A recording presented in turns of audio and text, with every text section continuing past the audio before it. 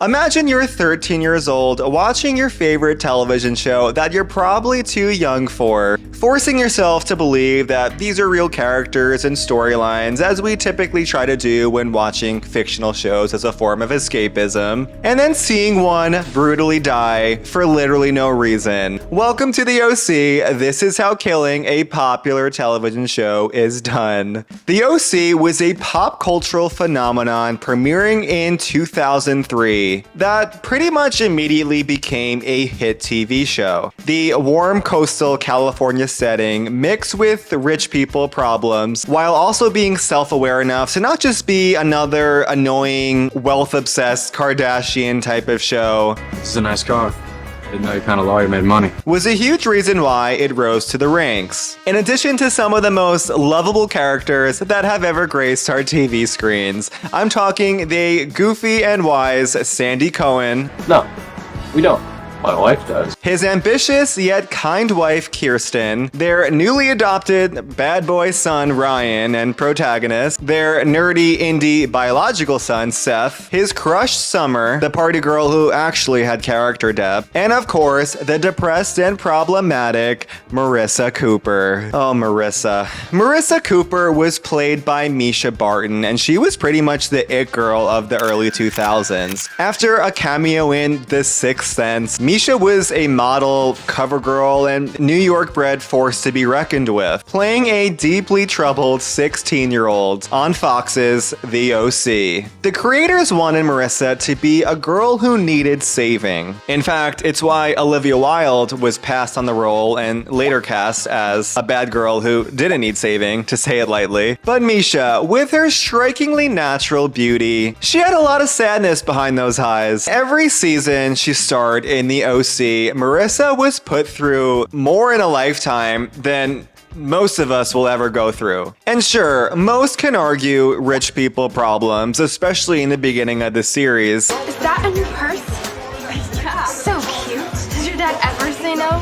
But Marissa's first world chaos, even in the posh and exclusive world of Newport Beach, was a lot to handle even for the most resilient person. I mean, her father was found to be a white-collar criminal and thief, losing their family's wealth. Her parents divorced. Her boyfriend cheated on her. Her own mother was hooking up with her ex-boyfriend. Her dad abandoned her and moved to Hawaii at her most vulnerable stage. She confided a guy in her therapy waiting room who nearly killed himself in front of her out of jealousy for her current boyfriend Ryan. Ryan's brother Trey assaulted her. She then shot and almost killed Trey to save Ryan. She watched a friend who was in love with her literally fall off a cliff and die. Her mom remarried her boyfriend's rich step-grandfather who bribed her into living with them. And so much more. You see what you're leaving me with? You see how screwed up she is? Of course I'm screwed up. I'm the daughter of a thief and a slut. So when we argue that Marissa was just a pretty little rich girl who became an alcoholic, can we really blame her?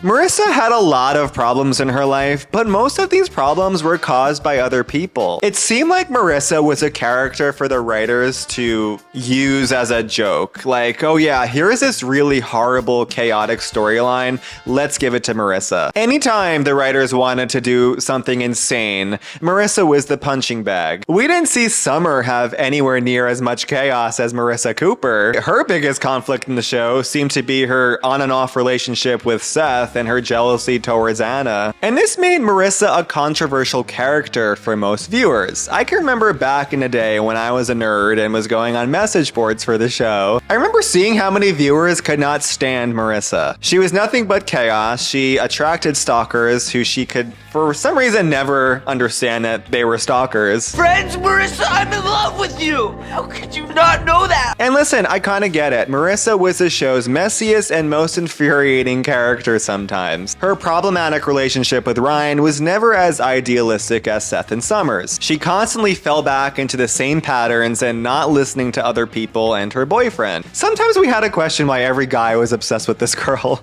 But then again, messiness attracts messiness, I guess. Every episode featured Marissa as the damsel in distress. This girl could never catch a break. You really want to know what's bothering me? Do you? Do you really want to know what's on my mind? Yes. Ah! I will counter the hate for her, and I will stand by Marissa, being that I think she was just a teenager put in some really dark family and relationship situations that no teenager should go through. I am no one. She was TV candy, but I do think people go a little too far when they proclaim their hatred for her. She was messy, sure, but she was also someone I was at least rooting for. Even for being so popular, even though she kind of only had like one friend. She was never a super vengeful or mean girl like Regina George. You could just tell, especially from the actress who played her, she had a good heart. She wanted to be happy, but all of her external factors made her a bit delulu. I will forever argue that Marissa Cooper was the most misunderstood character of the show, and maybe in TV history. As much as people will complain about her character arc to this day, I think I'm kind of right here, because the direction of the show resulted in a flop. Obviously, spoiler alert for those who have not seen the season 3 finale, but the fate of Marissa resulted in a very fiery car crash and death. This being the night of her damn high school graduation when she was getting ready to move to Hawaii to be with her father as a fresh start. Marissa Cooper. Finally, it seemed, with all of the graduation smiles and actually leaving on good terms with her mom, we were all happy to see Marissa ready to thrive in the next chapter of her life. The non-Marissa haters just wanted what was best for her. I know it sounds like I'm talking like she's a real person here, but you have to remember I was also 13 or 14 watching this show. It really did feel like some sort of parasocial friendship with this fictional character. But I enjoyed Marissa's character arc for what it was meant for. The pretty damsel in distress that you sometimes got frustrated with, but always assumed would have redemption and a happy ending eventually. But on that dark, fateful night of May 18th, 2006, us fans watched as Marissa Cooper and Ryan were driven off the road by her vengeful ex-boyfriend. And the car tumbled down a cliff, and we literally watched her pass away in Ryan's arms. I'm gonna get help, okay? Now again, I was young, and watching Marissa's eyes shut, literally shut, and seeing her face go cold, I'm like, triggered right now. It was like witnessing the death of your friend in real time. Okay, really dramatic. I know this sounds fucking crazy, but I remember not even sleeping that night because I was so pissed off, and also feeling a sense of sadness and dread that my favorite show, while renewed for a 4th season, was essentially over, right? Before I can even go on, I think we need a moment of silence for Marissa Cooper. Okay, we're good. And to this day, 18 years plus following the incident, I still firmly believe that this was one of the worst television decisions ever made in the history of television. Marissa's death pretty much set the entire series up for failure. There was no coming back from this, even if it meant season 4 was going to be the best season ever storyline wise. And the data shows it. Even though the ratings were already declining in season 3, they dropped dramatically in season 4 to no surprise. And Fox canceled it. A show that had become a cultural phenomenon, introduced indie music to the mainstream, made Orange County so popular that it basically spun off the Real Housewives of OC and MTV's Laguna Beach, and got viewers hooked on the characters, good or bad. And even when you don't like a character, you don't really wish for them to die, especially when they're a high school teenager. Like, this is a girl who needed so much mental health treatment for all the shit she went through, even in her extremely privileged and wealthy life, yet had a fate so dark and traumatizing instead. Like, what were the writers thinking to believe that what us viewers wanted was not only for Marissa to die, but to literally watch the blood roll down her forehead from the head trauma, and her last words not even being like some cheesy, "I love you, Ryan," but instead, No. Stay. and then drifting off into heaven. I'm sorry, it's just... I need to take a break. When the episode concluded, I remember throwing the TV remote across the room and running to my room, shocked, angry, and confused with what the hell just happened. It was my favorite show that was a fantasy escape that now just kind of felt like a horrible headline in the nighttime news. It was supposed to be a day full of achievement and happiness. On the night of her graduation from the Harbor School class of 2006, 18-year-old graduate Marissa Cooper was tragically involved in a fatal car crash on her way to John Wayne International Airport. Details of the incident are currently unknown. Classmates and friends describe Marissa as a cheerful, friendly girl who often took the lead in school initiatives. She is survived by her mother, father, sister, and friends. Now, there is one scenario where I can say killing off Marissa might have been an okay idea. While it was definitely a random decision, this was foreshadowed in early season 1 when Marissa OD'd in Tijuana and almost died. I did like this season 4 Mischa episode where they alluded to Ryan essentially saving her in TJ in season 1 and giving her 2 or 3 years more left to live. Although, was it worth it? You gave her 3 more years. She got to fall in love. She got to graduate. I do kind of appreciate the thought that went into this full circle moment and got me thinking more about it. Like, okay, maybe it made sense a little bit. She was just this tragic heroine character who was fated to die. But this was also kind of a stretch and an excuse. Because on the other hand, after all this girl went through, it was really f***ed up not to give her a redemption arc and a chance in life. Every problematic character, to a degree, deserves redemption, and she didn't get it, okay? I'm sorry for all the craziness. I wouldn't have done it any differently. All the character growth we somewhat saw, although not much, was just thrown down the toilet because of the writers' lazy decisions to have this very marketable moment and with a crazy trailer that would get people to tune in. One of these people will not survive the night. It's an event so big, it will have everyone talking. And since I still have not gotten over this fateful, terrible night, I want to know, do the writers and creators regret it? Well, luckily, we have an answer. The OC oral history book was released in late 2023.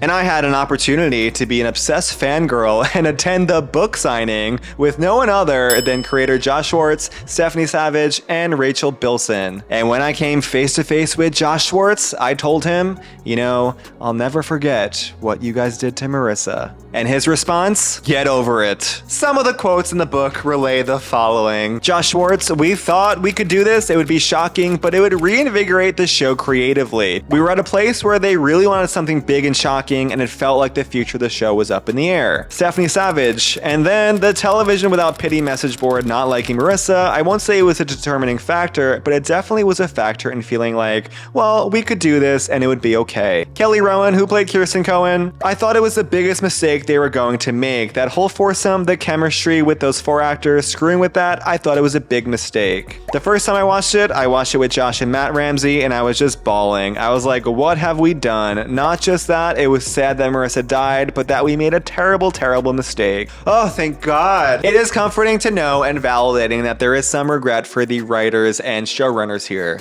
But even so, the reason why this was such a terrible mistake goes beyond just being angry at her death over a TV creative decision. Number one, we as viewers were left with no hope or options with Marissa returning to the show. I think it would be okay if she was just shipped to Hawaii with her dad, because even if she wasn't going to be in season 4, us viewers could then be like, all right, maybe she'll come back for this series finale. Maybe she'll come back in season 5, this and that. We don't have to see the characters be so traumatized either in early season 4. Although, you want to show us Marissa's brutal death and then not even give us a proper funeral? With her permanently gone though, the show kind of became directionless. We had it ingrained in our minds that even though the relationships were so messy, she was probably still going to end up with Ryan, right? Just like Summer and Seth did. That night, did you ever think we'd end up together?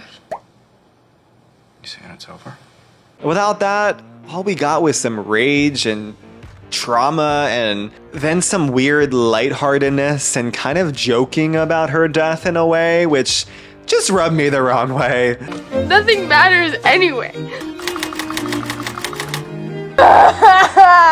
And number 2, killing off a 17-year-old, 18-year-old is just really dark shit, especially in a teen drama. Like, sure, do it in a supernatural show like Buffy the Vampire Slayer or Teen Wolf, but not in the OC. It was always a feel-good show, so watching one of the core 4 tragically die was traumatizing. And number 3, it just leaves little room for a reboot. I know they can make a reboot without Mischa Barton, and from the looks of it, it looks like it's not even gonna happen anyway. But if they did, it still wouldn't be the same, and I swear, if they pulled some, you know, season 4 was just a dream, and now the new season 5, Marissa's back, that would really piss me off.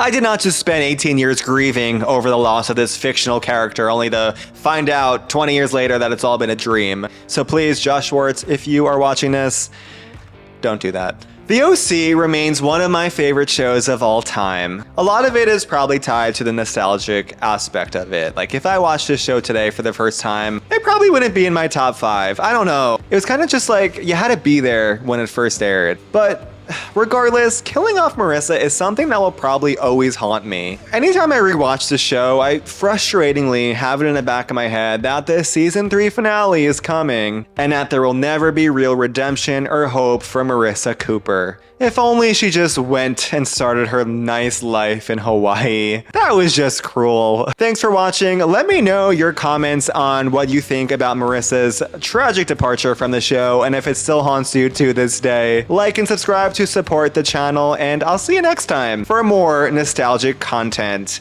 Long live Marissa Cooper.